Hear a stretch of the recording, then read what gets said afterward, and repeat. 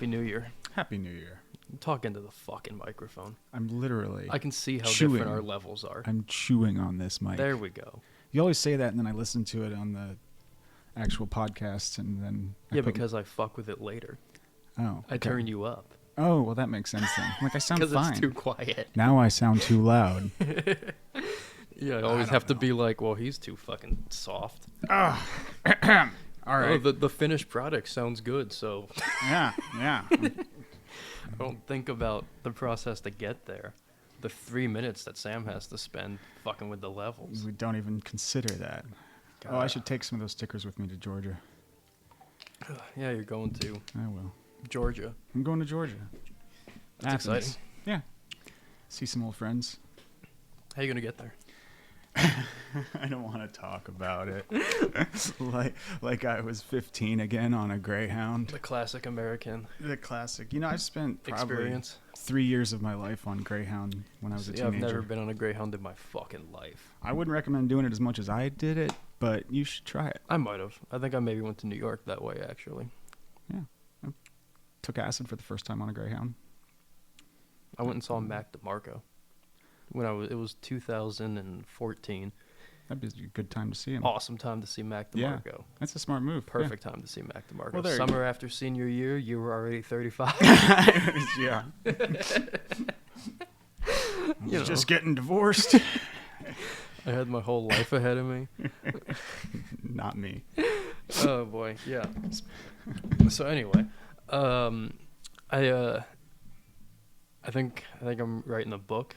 I think you are. Yeah. I support this venture. Yeah, it's about all this stuff. It's my collection of notes.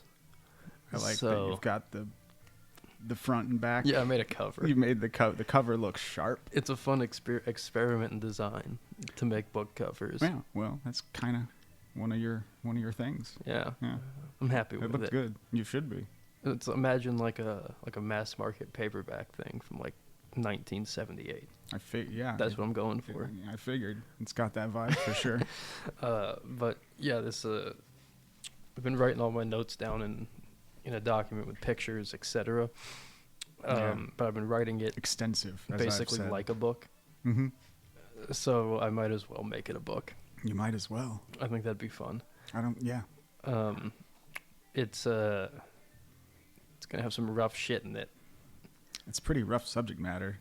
You could just call it, like, have the subtitle of the book be just like destroying heroes, like one at a time. Just I should put a big 18+ sticker on it, like in the design. Okay, that'd look good, because it should be. There's like, I don't think children are gonna want to pick it up. If I was 16 and I saw that book, I would definitely pick it up. Yeah, you were 16. You were reading much worse things than that. Yeah, but you're not glorifying the horrible things, or maybe I don't know. You're just documenting a lot of horrible things for the most part. Manson anyway. Apologist. You kind of are. I get how it happened. You know what I mean? Like, if you want to outline a perfect childhood to lead someone to a life of crime. Oh, absolutely, yeah. That one. But I feel that, and I don't consider myself an apologist for him at all.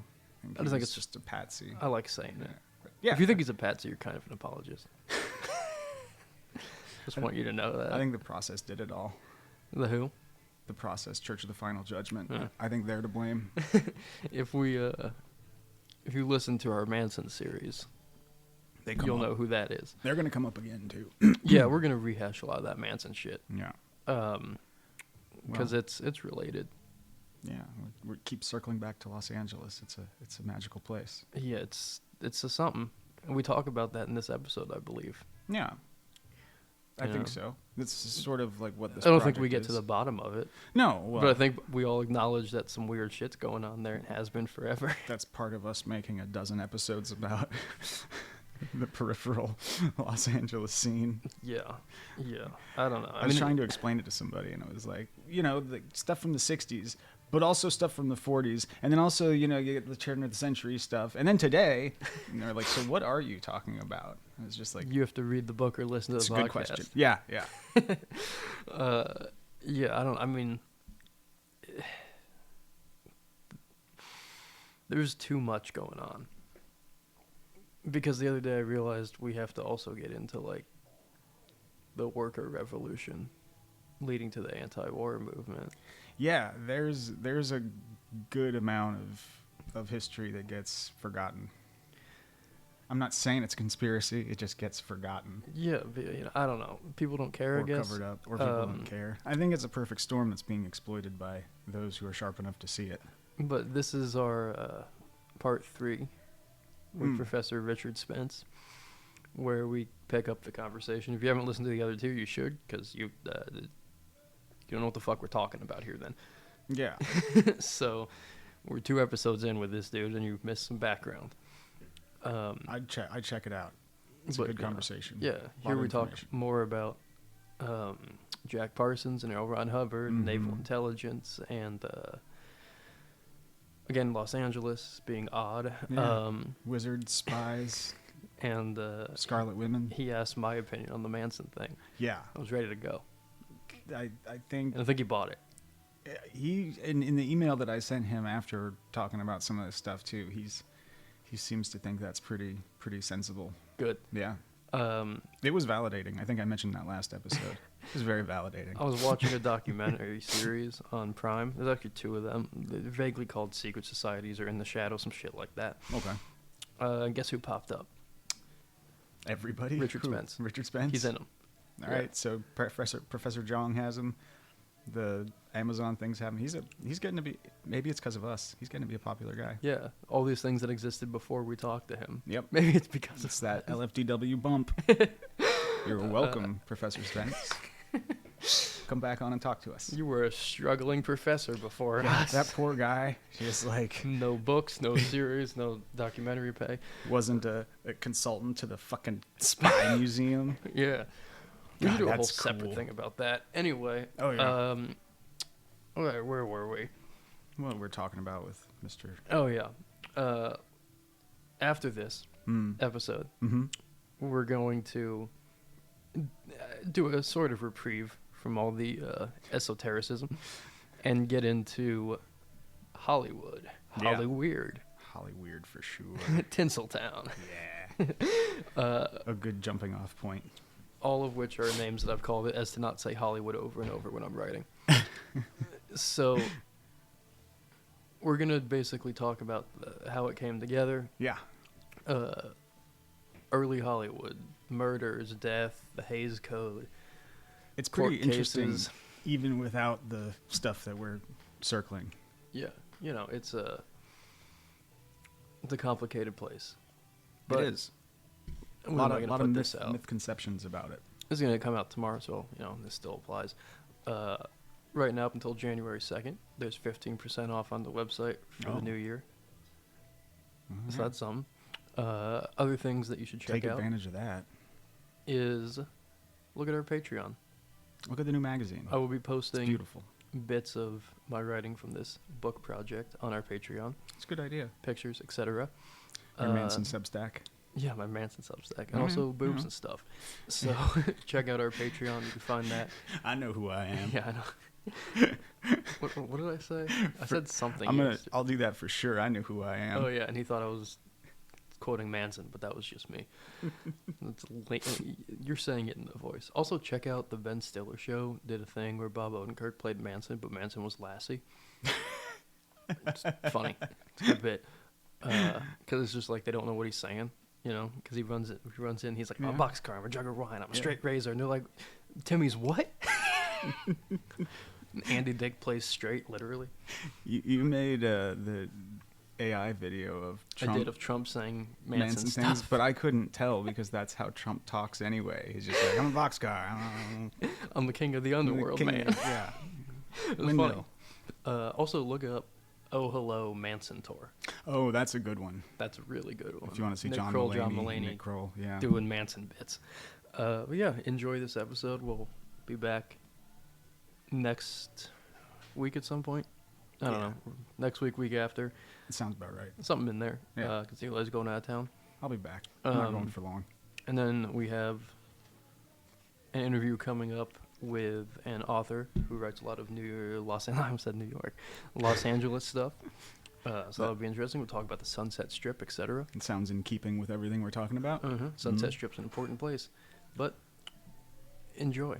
Enjoy. I'm your black cat baby. Your bad luck creeping around the bend.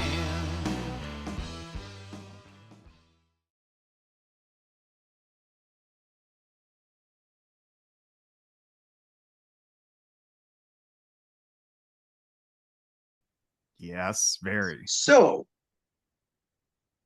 L. Ron Hubbard shows up. Of course. This shows up, and he sort of fits in, comes in, steals Jack Parsons' girlfriend, eventually steals a lot of his money. Yeah. Well, I should say allegedly, just in case apology. This is, well, allegedly. You can say allegedly.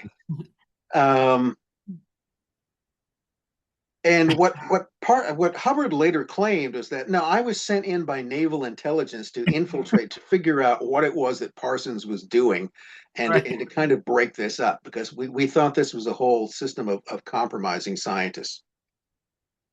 And in that case, I think that Hubbard probably was telling the truth. Because it makes absolute sense that that's what they would have done. I mean, that would have raised suspicions, and they would have sent in someone to figure out what was going on. And Hubbard was the perfect guy for it. He charmed the entire house. He just charmed everybody. People were like, well, I know he's lying, but it's a great story. He had, he had the key element that many allegedly disreputable people have. Yeah. The worst people have, which is that they're likable. Yes. They are charming. Right. Okay?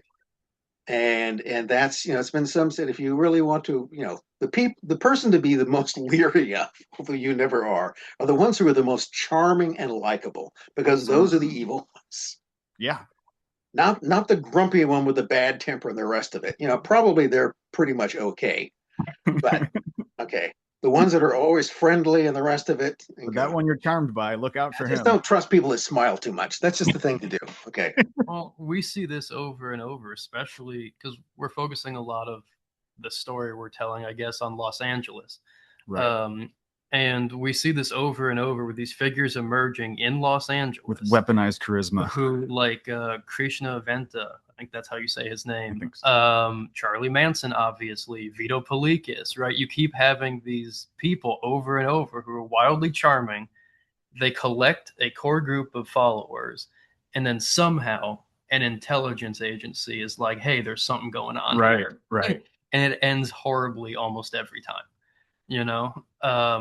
And I don't know what it is about LA. You talk about it a little bit with like mystical places in your series, where there's things in Simi Valley and Griffith Park, but it just seems like something in the energy there got off during this time period.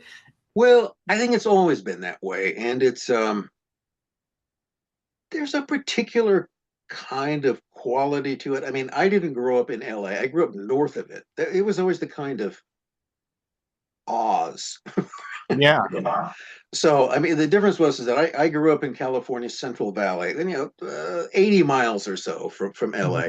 But all of our TV came, so all of the television stations you watch. So that was where all of these it was like where Disneyland was, and it was sort of imagined it was the whole type of thing. But if you go back to the 20s, to the early 20th century, Southern California, LA in particular, probably spawned the greatest number of cults of any kind you can think of, any place around. Oh, yeah. And they still are. And they still do. They're sort of two very sort of strange places in the continental U.S. One of those is Florida for particular reasons. Sure. And then the other is Southern California, and especially LA, and within that, this sort of Hollywood, and it people just gravitate to that type of thing. Very strange people. Gravitate. Some sort of energy that draws people there, and there's a kind of quality. I mean, the place is it's not called La La Land for nothing. There is almost this kind of narcotic effect to the place, because it can be really in its way, beautiful. I mean, I'm personally Yeah. obsessed with Los Angeles. Like, I'm not from there. I lived in San Francisco for a little bit, but like, I love Different LA. place. It fascinates me. You know, I can't get my mind off LA. Every movie I want to watch takes place in LA. All the books I'm reading takes place in LA, and I can't explain that. You know, there's something gravitationally that happens there that is fascinating to many people, including me. Yeah. I don't know. It's probably some kind of vortex, whatever that is. Probably. Um, but that's like calling something a portal. I really get time to go, it's a portal. What the hell is a portal? I mean, come on. What is that? Okay. You do know what it's a portal. It's a doorway. I don't know. It's a So doorway. vortex. It has a particular quality. It always has, or at least in the last 100 years it has, and it does draw. I think it tends to attract people for many different reasons. The weather's good. Okay. Yeah. What's the matter with that? Wish we had some of that weather. It's actually pretty nice. The smog is much better now than it used to be, but it was my grandmother actually who came out to California early in the 20s, and she would talk about. She goes, "Oh, that was because you could go down and it was perfectly clear." And you could, from certain hills, you could see the ocean, and then you could see the snow-capped San Gabriel Mountains. And she goes, there was Right. really Yeah. no other place in the country you could get that. You could look at a beach, you could sit on a hill next to the beach, and you could see snow-capped mountains, and you could see the foothills covered with those things. So there is a kind of physical beauty to the place. But besides, even at the ugliest part of it, there's a particular quality there. Absolutely. Even Skid Row is fascinating in its way, yeah. You know, and but yeah, there's a lot of stories there. There's a lot of energy to it. So it's kind of fitting that Crowley in his last days wanted to go there. Why wouldn't he? Right. And it's the place that Parsons and Hubbard is at. So Parsons is my question about Jack Parsons, and it's a serious question. I know people always accuse me of seeing spies everywhere. Yeah, I do, because and sometimes they are and sometimes they're not. But there are, again, certain things you look for. And so Parsons what is Parsons doing? He becomes a very important figure in early American rocketry. Okay. He is involved in highly classified research. He knows people in the military. He knows people who are connected to the Manhattan Project. That again is his day job. His avocation is being an occultist and sort of being a successor to Aleister Crowley. He takes that very seriously. See, there's a case of where he takes both of those seriously. He takes being an occultist seriously. He takes being a rocket engineer seriously. There's no contradiction between those. No. So he is a perfect target. Okay, who would be interested in what he knows? So set this in the period. Well, first of all, the U.S. military is interested in it. And if the U.S. military is interested in what he is doing, the Soviets are interested in what he is doing. Well, yes. Good. They're extremely interested in everything the Americans are doing with rocketry. Here is one of the Americans' top rocket scientists. Yeah. And so what is he? Well, he has a bohemian private life. Just all kinds of things that could be potentially compromisable in that. And also, back in the late 30s, he was the member of a Communist Party discussion group. In fact, he knows lots of people in the party. So, I mean, this is Southern California. The fact that he was, attended a sort of communist recruiting group is nothing too unusual about that. Now, this was the thing that started at Caltech, and initially it started as a kind of a political discussion group. One of the people involved in it was Frank Oppenheimer, who's Robert Oppenheimer's brother, and Frank Oppenheimer was a communist. And he and the other guy who are running it, and then it eventually transforms. That same group morphs into the California Communist Party Professional Group number 122. So it becomes part of the party. Okay. And the guys who oversee that report to Isaac Volkov, who's the Communist Party big cheese in LA, and he reports to San Francisco to the Soviet intelligence. Okay, there's a Soviet consulate in San Francisco, and one of the things they were very interested in was anything dealing with aerospace. There's a whole thing in Soviet intelligence called XY line, which is sort of military industrial espionage. So they were always interested in anybody who was working in aeronautics, anybody working at Northrop, Lockheed, whatever, any kind of information we can get about what it is the Americans are working on. So if nobody in Soviet intelligence tried to recruit Jack Parsons, they weren't doing their job. And the one thing about those people is that they tended to do their job. Because if you didn't, you got recalled to Moscow and shot. All right. Right. So there were people above. So he would have been the perfect person for them to go after. So I don't doubt that they tried. I don't know whether or not they succeeded. And there's also the possibility that the Americans, knowing that the Soviets would be into them, that's stupid. They would know that he's exactly the type of person they would target, that he might have been doing a double act for the Americans. Okay, cooperate with them, feed them information, but we'll feed them the information. We'll give them unreliable information. But Parsons, one way or the other, gets mixed up in that. Seems like it. What that eventually has to do with his demise, I don't know. My suspicion is he just dropped, he dropped a can of fulminated mercury and that was it. That happens. That's all that it requires. But could he have been disposed? Well, he was planning on leaving the country. Right. He was going to Mexico, correct? Well, ultimately, his plan was to go to Israel. Okay, right. And because he made some sort of a deal with a company called American Technion. And American Technion was a branch of an Israeli company, Technion, which was the research and development end of the Israeli Defense Forces. Okay. Okay.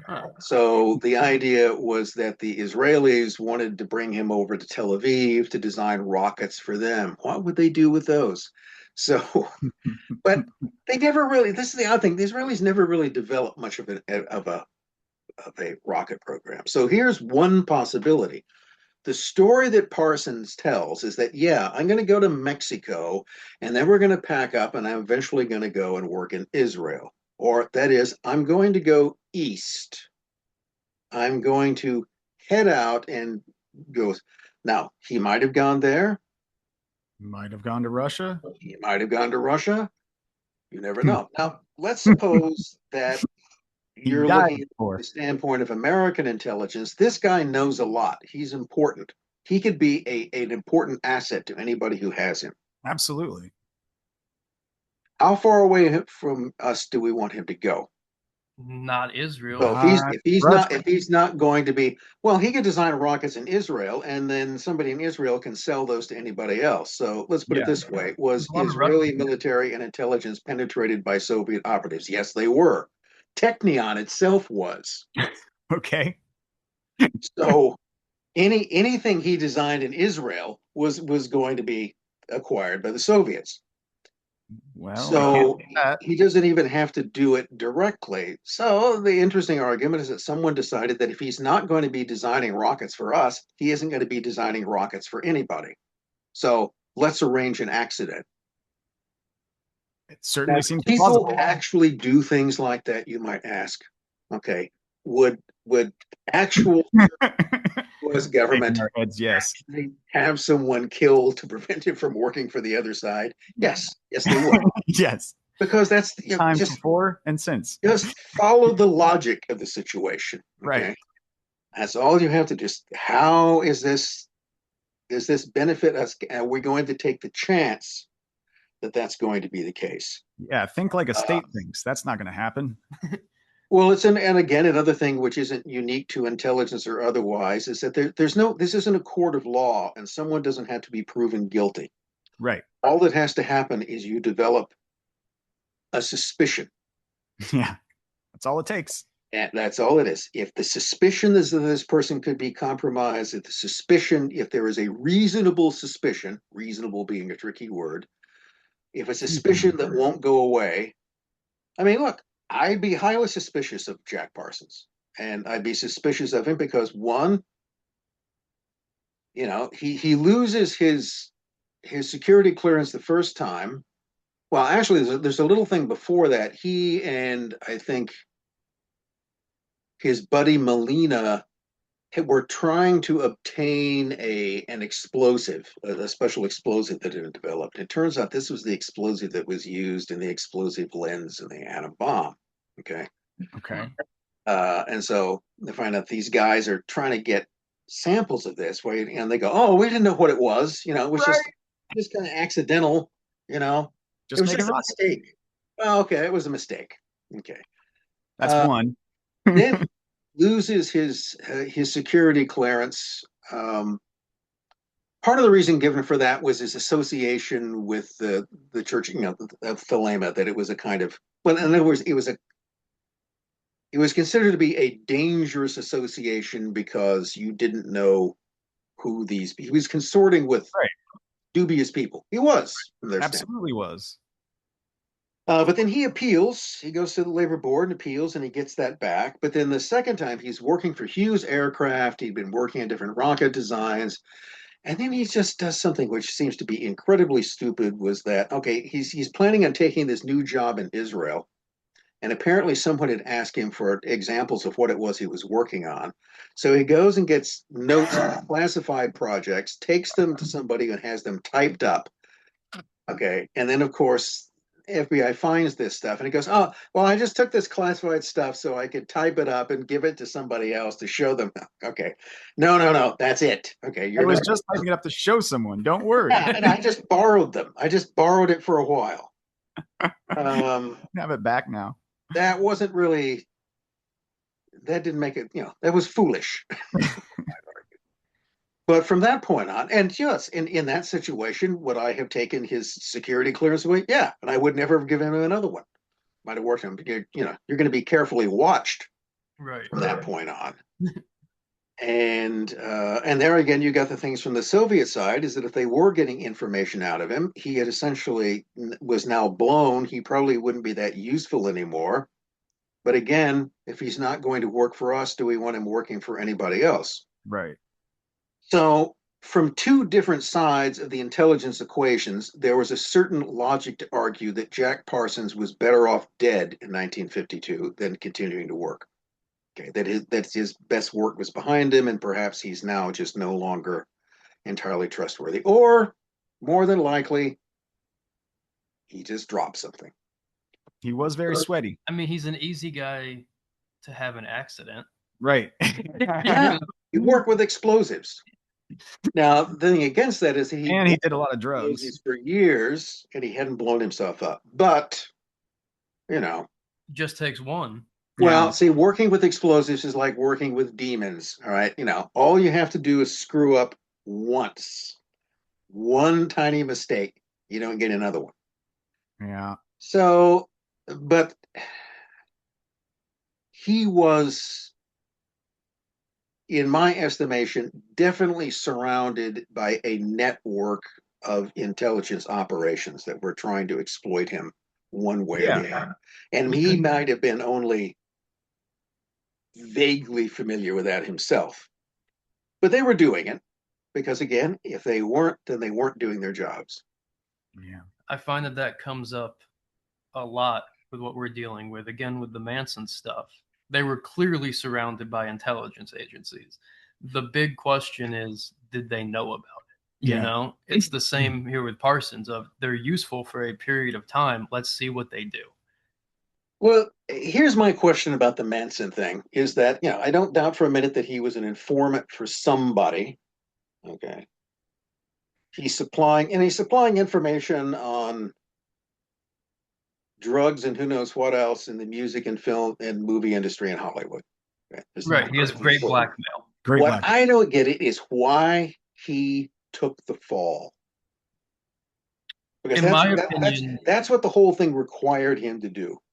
I don't think he knew he was going to take the fall. I think he became a convenient hippie boogeyman when they Yeah. needed one. And because he was part of the thing that they were doing was watching what he was going to do with the Black Panthers, because Right. became convinced that he had killed a Yeah. Black Panther in Bernard Crow, who was not a Black Panther and he had not killed him. But he was convinced that he had. Um, and whether or not you buy into his whole race war, he was concerned about the Black Panthers. So, in the way that COINTELPRO did, they let people that were going to fight within the left fight and see what was going to happen. If Right. it's convenient, you'll kill a bunch of Black Panthers for us. Until then, you're going to basically provide us with blackmail on very powerful people, because everyone involved in that was filming porn tapes of very powerful people. Um, and then you have people like Susan Adkins and Tex Watson, who are, I think, psychopaths or sociopaths. Sure. They're doing a lot of speed. And if you're doing speed in confined environments, as Roger Smith, Manson's parole officer, studied, you're going to fucking kill people. Like, that's the only thing that's going to happen. Yeah. So I think what happened was they let him run and they gave him consistent get out of jail free cards until he Consistent. became significantly more useful As as a a scapegoat than as an informant or as a blackmailer or anything along those lines. Because once you have an anti-war movement and a youth generation that's really challenging the status quo, you need an example of this is what it is. This is how bad it can go, and we can't have that. Well, it's and another one of these elements often features intelligence is that you aren't recruited or used because somebody likes you. No, they didn't. It all has to do with whether or not you're useful. Right. He was very And as useful. long as you're useful, you'll be protected. But Yeah, he as crossed. soon as it's decided that your usefulness has been outlived, you'll just be disposed of in one form or another. So I think that's probably,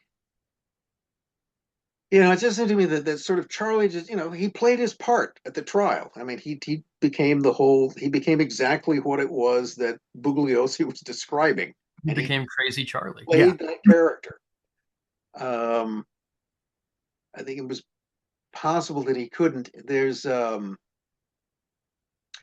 Have you ever heard, now this by the way is a story and nothing else, but have you ever heard the story, the idea that Roman Polanski was working for Polish Yep. Yep. communist Well, intelligence? when he gets back from London right after Sharon Tate's and the rest murders, he is met By some. by a Polish operative and taken to a secret location on a studio lot before he faces anyone else. So there's a meeting right after he gets back with Polish intelligence before he goes to the house to see where his wife was murdered. And that's very odd. That's the story that was spun to me, and this was from someone who said that, okay, this was after 1989. Polish researcher had supposedly gotten into the Polish SB communist era intelligence files, and looking for all the people who had been turned into informants, and found out that here was Polanski under what his original family name was. He was a film student. He was a film student that began to do conspicuously well, and the basic story was that he eventually got busted by the security police because he'd been using his talents as a film student to make amateur porn tapes. Oh, yeah. Okay. And they go, well, we got you in this, but we want you to continue making amateur porn tapes. In fact, With these people. yeah, but of these people, but also there are high party officials who kind of like your porn tapes, so you can do those. Yeah. So you're going to get, and then you'll get to travel abroad and meet Polish expats abroad. Which So he did. Tchaikovsky. which you did, and then you'll just report upon what they're doing, and then you'll continue this, and you'll get into Hollywood, and you'll report on that. And so, and wherever Polish intelligence is, the KGB is never that far. They're always the cousins. They're always, first of all, they don't trust anything the Poles do. And then the story was that he'd worked for the SB. He continued to be a kind of informant, but he began to give less and less reliable information. And then at some point, the FBI got a hold of him and they turned him and said, well, now you're going to work for us. because we can get you deported, we can get you through. Okay. And that he continued to make porn tapes in Hollywood. Okay. Now, keep in mind, all of this is alleged. All Oh, right. sure. There is some pretty solid evidence that the police Alleged. Okay. tapes. Someone said this. Doesn't Yeah. mean that it's necessarily true. But it does make a good story, though, doesn't it? Well, And that then either the Polish intelligence, the KGB, found out that he's working for the FBI, and that's why they decided they had to send some sort of message, and then his wife gets whacked. see, the thing that we found with all the intense research on the Manson situation is that every single group involved, from the people that were murdered to the hate-free clinic to Manson and the family themselves, and then Warhol on the East Coast, is that they are all making porn tapes with famous and powerful people. And that's got to get picked up by somebody. So whether they're making them on purpose or just for fun, I believe the Manson family was making them just for fun. They just like to film themselves, and a bunch of Hollywood people knew that there were young hippie girls out in a movie ranch. But once you have those tapes, you're very useful because you can control the people that are in those tapes, because those tapes can't get out, especially when those girls are underage. And you're already a guru. What does that sound like? Oh, does it sound exactly like Jeffrey Epstein, who works for the station? That's not where our minds Epstein, cleaned up version of Manson. There you go. New York financier. Started to think about that. Yeah. For the Warhol Foundation. Yeah. In the 80s, which was one of his first entrances into New York high society. The arts. And there is a decent amount of evidence that Warhol was running a very similar operation, quote unquote, that Polanski was, but doing it in New York and getting away with it by being, again, an artist and a film producer, although his films were more like Blowjob and Blue Movie, which are obviously closer to porn tapes, if not exactly porn tapes. But he also had all these parties being filmed and access to the rich and powerful. All those young kids. Yeah. So, I mean, it's nothing new ever happened. We're just continuing and repeating it, it feels like. Well, the same, but remember the guy I mentioned earlier in Weimar, Berlin, Hanneson? Yeah. He became friends with lots of important people, and he also filmed them in compromising situations. Go figure. Presumably for black. Errol Flynn's interesting. So, yeah. There you go. I mean, ever since the creation of the camera, intelligence agencies have been... We can use that. Yeah, I mean, there's examples of 1950s San Francisco. There was a honeypot operation going on in North Beach where not only were they filming people in compromising situations, they were filming people in compromising situations on LSD to see if to make them talk. And Operation Midnight Climax. Exactly. What a George Hunter White. Yeah. So, I mean, it becomes this thing where you have all of these people who are either genuinely interested in things like the occult or, expansion of the mind in terms of. And there LSD. was that. There was that. But wherever there is going to be something like there's somebody there to exploit it. There has to be. Usually what you look for in that is where the money is coming from. Yeah. Well, there's again. And who's sort of paying for this? And, you're never going to find. It's easy to funnel money through all sorts. This is what foundations exist for. And there's a lot of those. So, you're unlikely to get a check from the CIA. All right, just like, here's some money, go film some stuff for us. No, it'll all come through the Acme Film Corporation or such and such a Stanford Research Institute, things of that kind that will do research. That it's always deniable in any way. Of course, it's it takes us off. Any of you guys ever heard of a guy named Andrija Puharich? I have not. Yes. Why? There's a lot of names in all this. There's an endless number of names. Andrija Puharich was a military medical doctor from the late 40s, did a lot of research with telepathy. That was his whole thing. He was the guy who sort of brought Uri Geller into American consciousness. In the 70s, he did this whole thing with what he called his space kids. So what he Okay. did, he started looking for children and adolescents who seemed to display some sort of psi powers. Okay. And then he would convince their parents to sort of hand them over to him, and he would take them to his lab in upstate New York. Was this the Montauk thing? Well, no, but it supposedly in some way it gets combined with that. Okay. He's in Ossining. He's up next to the prison, interesting enough. But it's a thing called Lab 9, and he gets these what he calls his space kids because he thought they were all aliens incarnated in human. Okay. That was the story he told. I mean, this goes in more bizarre direct. But he's bringing these, and he's always putting them in Faraday cages, and then asking them questions or putting them in trances. Also, getting them to go into group meditations or to magically focus their energies on something. Mm-hmm. And they'll be put on a plane and flown off to Israel or different places and told to go here and concentrate on this. Okay. And most of the kids had no idea what was actually going on. And it was only later. There is a documentary on Puharich, which I'm going to say anything more about that will be coming out early next year. That if you get a chance to see that, will explain much of what was going on with the people involved talking about it.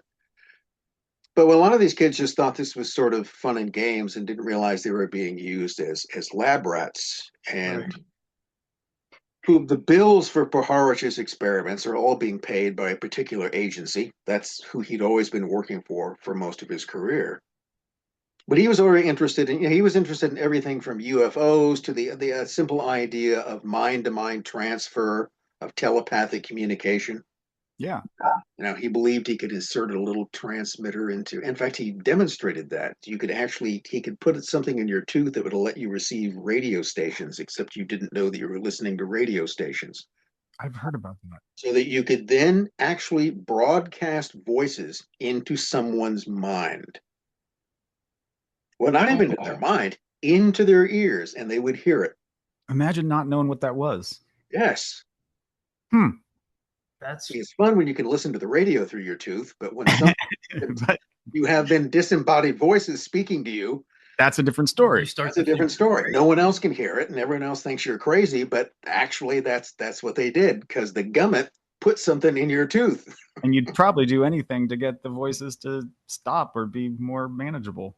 Yeah, so Puharich, towards the end of his life, he disappears in Mexico and lives in a trailer for years because he thinks the CIA is trying to kill him. Why? I don't know. Anyway, but it is an interesting story, but it's just a little view of the type of stuff that was going on behind the scenes. I mean, there's endless, the more that we dig into this, there's endless operations and names and events that all seemingly play some kind of either large or small role in an overarching kind of like control mechanism.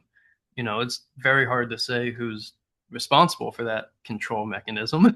People have different theories on that. But it did seem that there was a period in time, basically between the end of World War II and about 1980, that a lot of this was being put into motion. It was unchecked, and a lot of it was happening in and around Southern California and oftentimes also San Francisco. And the effects of what happened during that time period are still playing out today. Yeah. I think, and also a lot of those In a people big are way. still around. Yeah. Or very recently not around. But I think it becomes very important to try and understand, even if you're just looking into this, again, like you talked about, logic, benefit, and money. If you can prove those things, then you might have a case on your hands. Well, it's never going to be. It's the type of thing where you're going to end up with a lot more suspicions than you're ever going to end up with proof. Oh, absolutely. Never Because the smoke. proof, the whole effort in this type of thing is that you're trying to find out stuff that is never supposed to be known, and to which a good deal of effort has been put in. And they will throw more red herrings and misdirections. Okay. I mean, you want to hide a conspiracy, you don't hide it. You just create more competing conspiracies, and then you add more and more and more and more. Yeah. And you make up these stories, each of which seems to have you create like movie scenarios. Right. All right. So here's a simple explanation. You want to know why there are so many theories about the JFK assassination? Okay. Because the actual culprits have created most of those theories. Right. Because you can pick this one or you can pick that one. You can make anybody the bad guy you want. And the real one just becomes another in a long list of theories. And it's completely lost, or it's completely obscured, because you're going to be sent off chasing all of these. The point here is lead the hounds away from the fox. Right. Always point them in a direction which is other than the one that they should be looking in. Right. So you don't try to completely hide. You hide a conspiracy within other conspiracies, most of which are unreal. Right. Is that he's a charlatan, except that he's not always a charlatan. Yeah, it's never simple. There's It's supposed to be. the very end of you can get people who will come forward and tell you that they're telling you the truth, but you never know one way or the other. So what you've got, the sense that there's something not right here is that's, you're right on that. In terms of exactly what it is, it's going to be a lot harder to say. Yeah, we have at the beginning of this series, we're basically saying, hey, we're gonna miss stuff, because if we missed nothing, then we would be able to tell you the entire accurate history of humankind. So we're going to miss things, and we're gonna go down lines of inquiry that might end up in a dead end. I mean, there's a part in Behold the Pale Horse, the William Cooper book, where he goes into all this alien stuff. And then in this one paragraph, he's like, although it is important to note that this might all be fake and they wanted me to see it and none of this actually happened, and I'm just one of their tools. If the knowledge I got was correct, and if that's the knowledge they want out, then this is correct. Or are they just using me? Exactly. Could be. It's a good question, though. Yeah. It's endlessly fascinating, and I think humanity also has incredibly long history of assuming that things are not as they seem. Oftentimes they're not, but oftentimes it's impossible to figure out the reality of what they are. Yeah. Well, it goes back to something we discussed earlier about people's habit, of telling fibs for one reason or another. And here's a question that you don't have to answer, but how many times did you get away with it? Most. Yeah. Because it's relatively easy to do, because people are gullible. Give them a good story. Reality is figure out what they're inclined to believe to begin with. Find out enough about what their story. Are they religious? Are they irreligious? Then you appeal to that. Now you know where they are. Okay. All right. And then just work with it and come up with a story that essentially seems to confirm things that are always there. And they will buy it. Yeah. 99.9% of the time. It seems like reality is what you can get away with. Yeah, there you go. That's the next. I think Robert Anton Wilson said that. Yeah.